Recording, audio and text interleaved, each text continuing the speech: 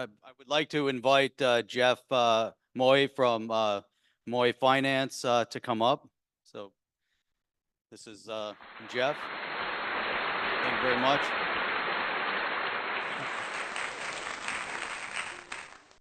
This one? Yeah. Okay, hi.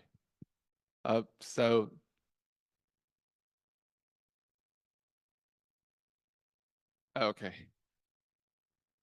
Just to tell you, I'm gonna speak much slower than Jerome, so don't be bored. Just please bear with me.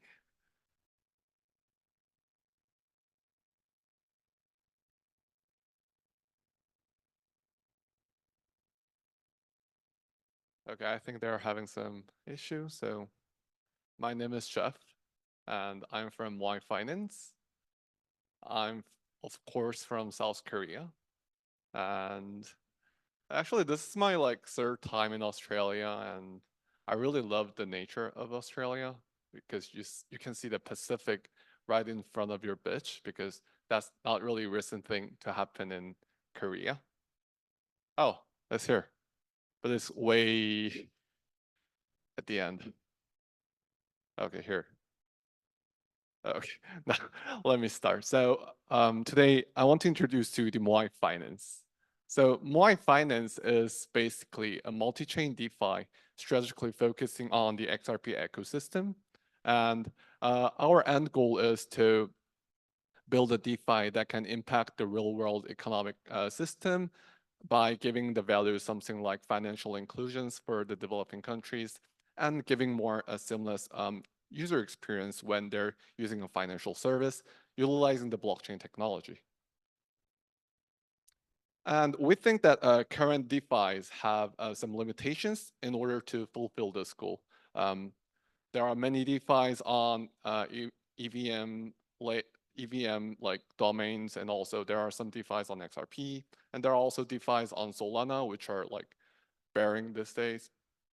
But I think there are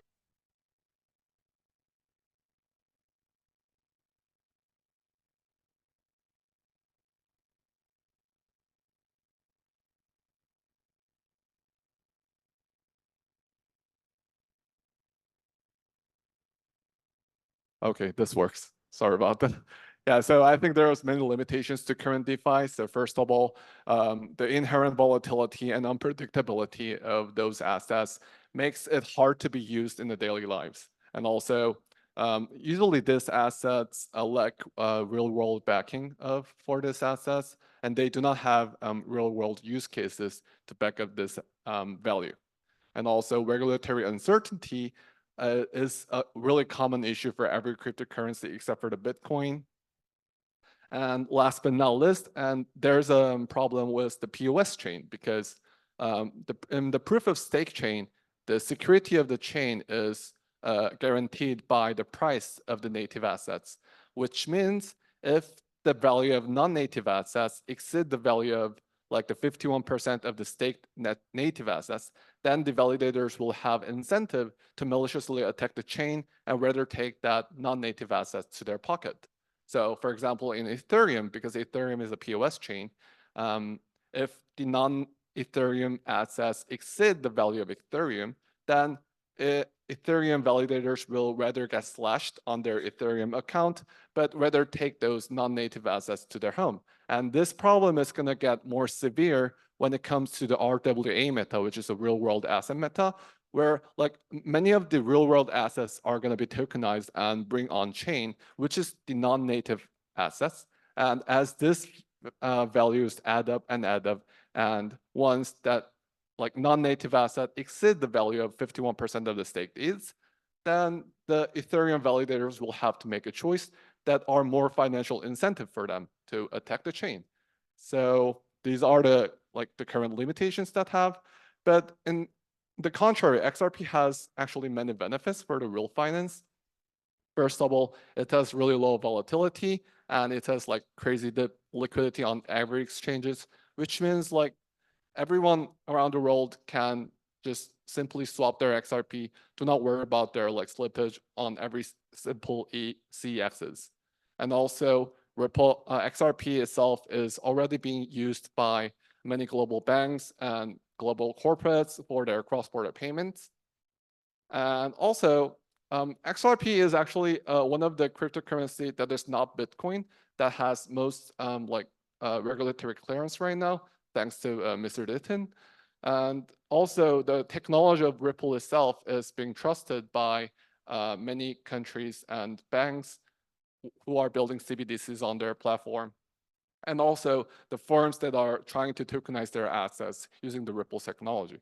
And also, XRPL is not a POS-based chain, which means tons of any kind of or any value of non-native assets can be onboarded on XRPL without the risk of being compromised.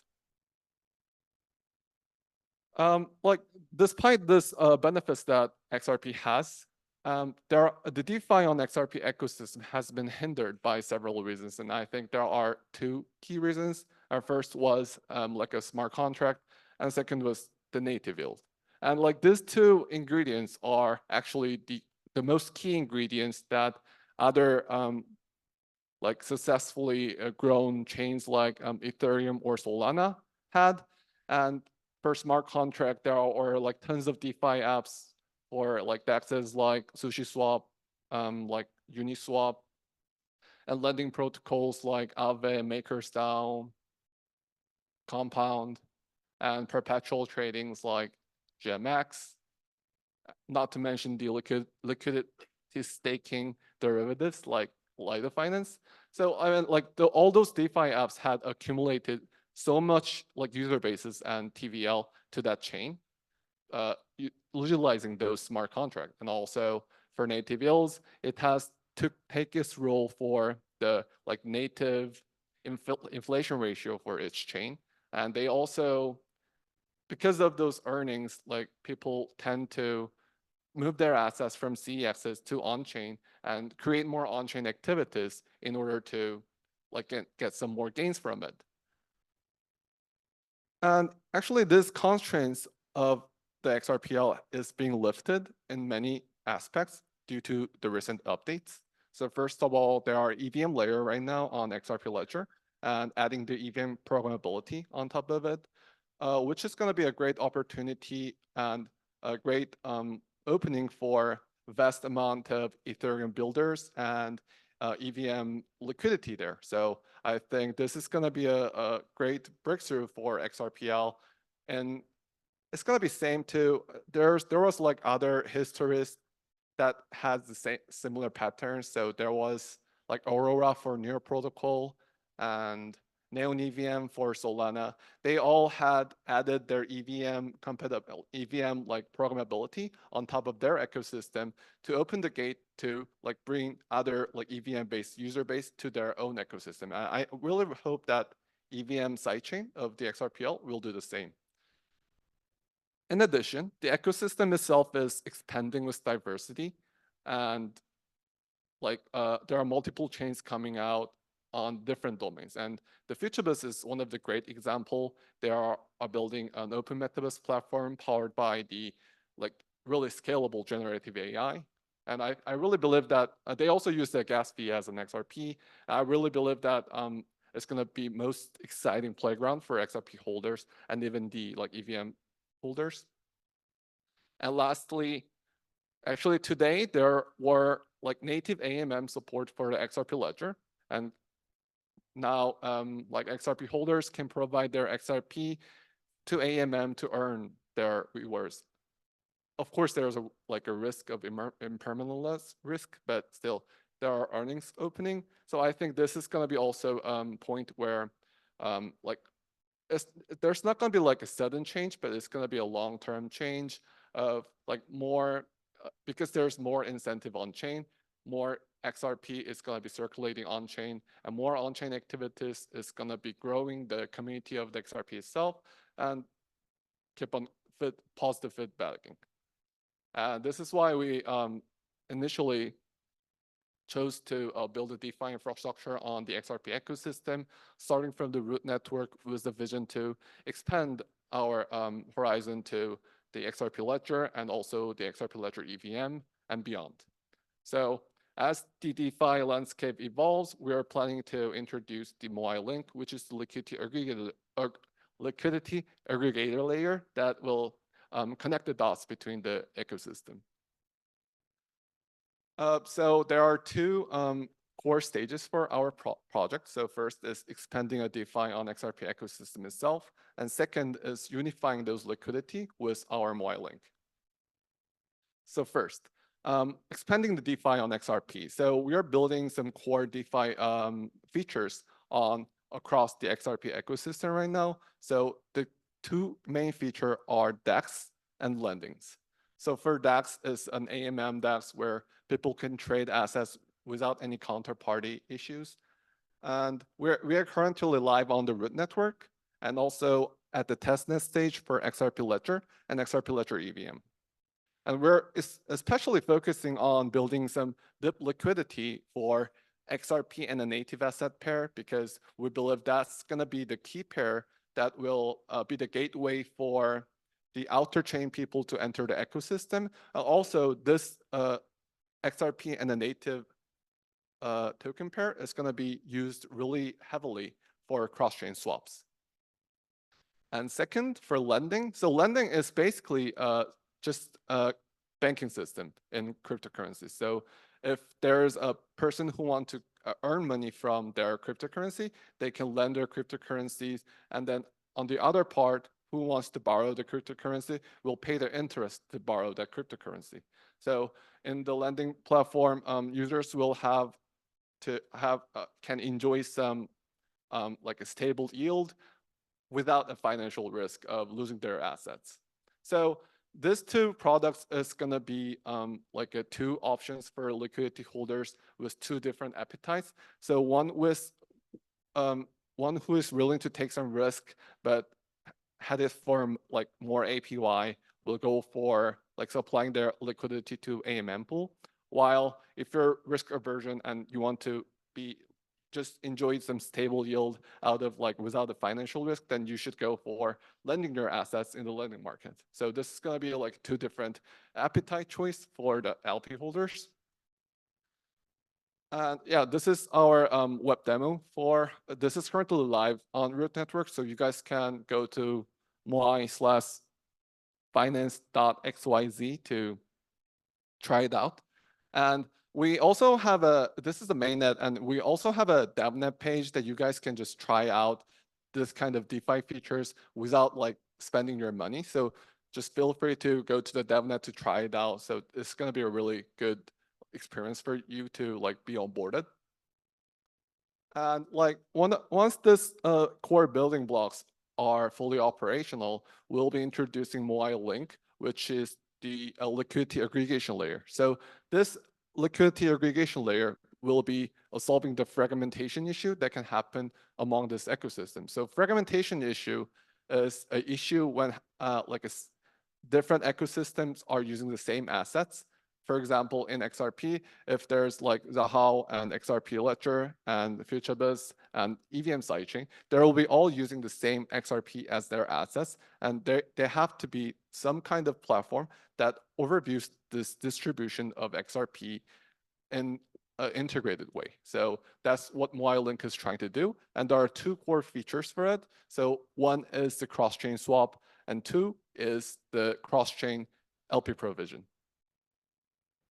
So this is the example illustration for the cross-chain swap. So it's pretty similar to other kind of multi-chain swaps like 1inch network or like Jupiter in Solana. So if a user tries to swap their assets, our smart routing system is automatically search every kind of routes that those assets can be involved. And we're going to give the user the best swap ratio out of the results. So in this process, we're going to be using every kind of DEXs and every kind of bridges, including our own. So this aggregator will be an inclusive one that we also search for others too. And in the cross-chain asset allocation, so our platform supports a single page that you can view every kind of pool information from every different kind of chains in one page so that you can compare between the pools, like detailed pool informations and all different pools from all different chains. And by looking at this as a liquidity holder, you can decide like how to optimize your asset distribution on which pool you want to add liquidity to. And in our platform, you're really able to seamlessly swap between those pools, even if it's a cross chain. So we're going to be giving really integrated interoperability for a multi-chain experience. And that's what exactly the unified liquidity layer is for. That's to like give an experience to the user as if they're using a one chain, but actually they're using a multi-chain DeFi.